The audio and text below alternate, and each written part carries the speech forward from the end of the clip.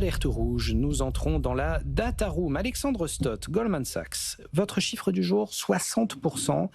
C'est la proportion d'emplois aux États-Unis correspondant à des métiers qui n'existaient pas avant 1940. Je serais tenté de vous dire 60% seulement. Parce que j'en veux toujours plus. Mais non, mais c'est quand même fascinant comme chiffre. Mais intuitivement, on se dirait, mais peut-être que ce serait plus en vrai. Je pense que c'est assez énorme. Oui, on est d'accord.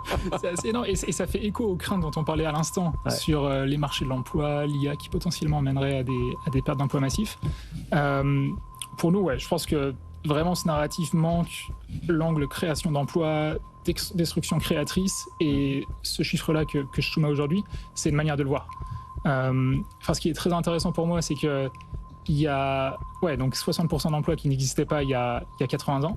En plus de ça, juste peut-être d'autres chiffres pour vous, il y a beaucoup d'emplois beaucoup de métiers qui ont été fortement spécialisés. Donc, il me semble qu'il y a 100 ans, en 1920, il y avait environ 100 métiers qui avaient à voir avec la santé au sens large. Donc il y avait des médecins, des infirmiers.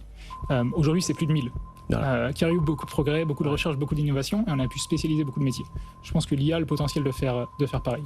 Et après, juste pour conclure, une raison très simple pour laquelle il y aura sûrement de nouveaux emplois créés avec l'IA, c'est que si on voit vraiment des gains de productivité, des gains de richesse, que va-t-on en faire ?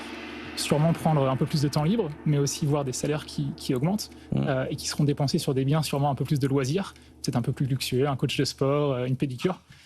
Mais ça, je dis ça pour rigoler, mais c'est deux métiers qui ont été en plein essor aux États-Unis ces 10-15 dernières années. Complètement.